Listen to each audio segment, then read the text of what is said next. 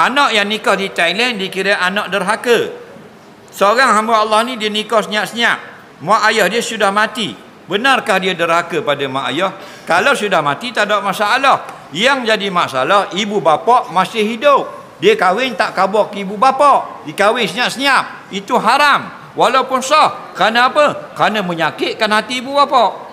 Kita jadi ibu bapa sakit hati dah anak kita kahwin tak khabar kita.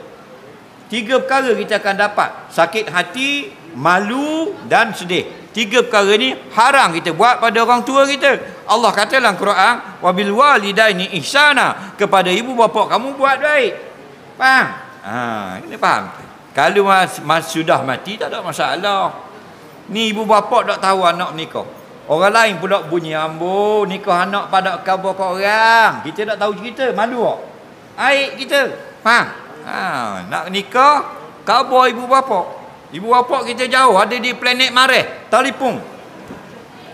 Bukan kata di bumi, ada di Utarik, ada di Pluto. Khabar ke dia? Kalau mampu, faham?